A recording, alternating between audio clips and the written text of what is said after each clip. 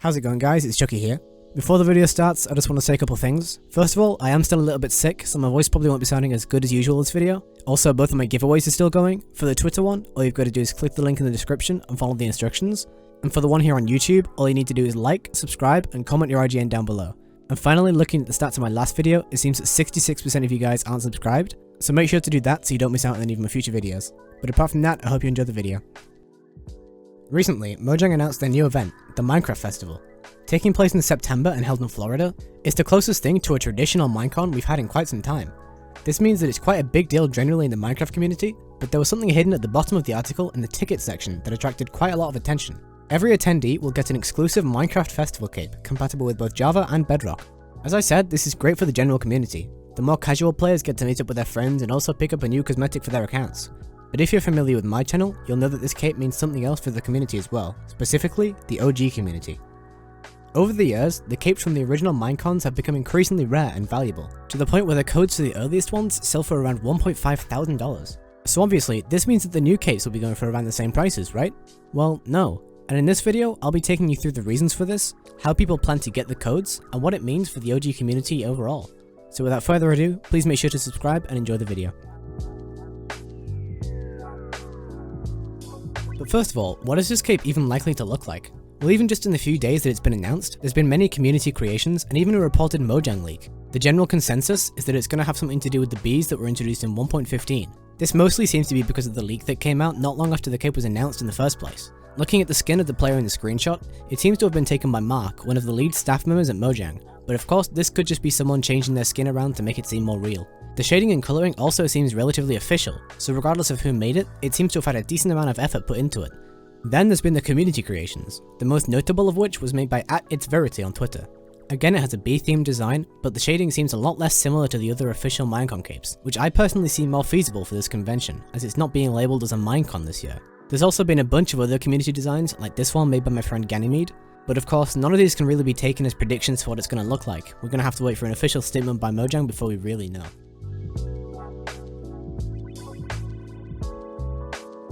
Now, in my original video about the Minecon capes, I mentioned that way back in 2011, the cape was applied to your account at the event, meaning that only a certain amount of accounts have the cape, and the number barely changed since the actual event. But from 2012 onwards, attendees were emailed a code that they could use to apply the cape onto their account at any point after the event. This led to many unused codes and many people selling them after the event too. So knowing this, the question is, which method will they use this time? Now, logic says that they'd use the same system as the last 4 events, but there is evidence to suggest that they could be going back to the original system. Since 2016, the market for cape codes and accounts skyrocketed, and Mojang are almost certainly aware of this. Selling Minecraft capes or accounts is against the EOLA agreement. They stated you are not allowed to distribute anything that they've made, meaning that you can't give copies of the game to anyone or try to make money from anything they've made. Mojang knows at the end of the day, they can't ever fully stop the buying and trading of these cosmetics, but they're obviously going to be trying their best to hinder anyone's attempts at it. I've seen many people on Twitter and Discord saying that they're just going to be buying a ticket for the cape and not even going to the event.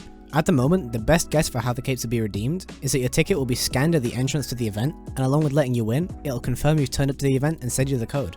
But again, sadly, we're probably not going to know entirely how it works until it actually happens. So me, alongside many other members of the community, will have to wait and see if our tickets will actually be worth it. So of course, during the event, people will be trying as much as possible using different theorized methods to get as many codes as possible during the event. Sadly, I can't go into too much detail about these for fear of Mojang finding out about them and fixing them, but what I can tell you is that what will be happening after the event, both on the day and years after. To start with, in 2016, cape codes were selling on the day of the event for around $100, and thousands got applied within the first week. But as time went on, they got much rarer, and 4 years later, they now sell for around $500 each. It's almost guaranteed that the same thing will happen for these new capes. People will likely be trading their codes online as soon as they get them, but there's going to be a lot of people hanging on to their codes as well. At the last events, people were messaging attendees of the events on Twitter and asking if they had any spare codes from if they went with their family. People would buy the unused codes from them for pretty cheap and then sell them on for much higher prices. There's a high chance that people will be employing this method again to get high amounts of codes online, but there's also talk of people spending the time at the convention to talk to attendees in real life and get the codes much faster and safer. Now the last question is, how will this affect the value of existing accounts? Well, it's hard to give exact prices at the moment, as no one's really sure how many of these capes there's going to be. There's currently less than 7,000 2016 capes, so out of the millions of people that own the game, only a very small amount of people own the 2016 cape.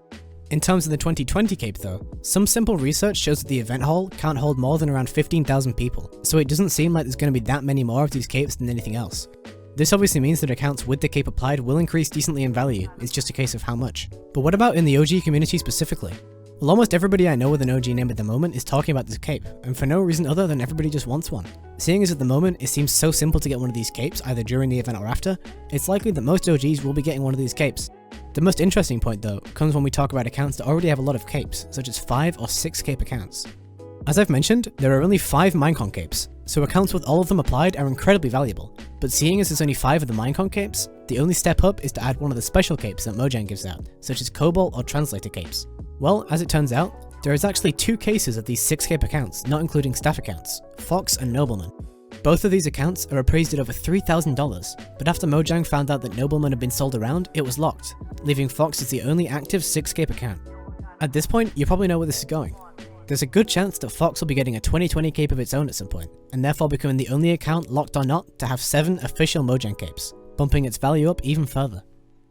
I might do another video at some point about the cape in the festival, but really at the moment this is all the information that we have. I really hope that it's going to be a nice looking cape as well, as I'm going to try and get one myself legitimately, so leave a comment and tell me what you guys think the cape's going to look like. Also, don't forget to enter the Twitter and the YouTube giveaway, they both end in about a week's time on Saturday, but as always, make sure to like and subscribe, and I'll see you on the next video. Peace.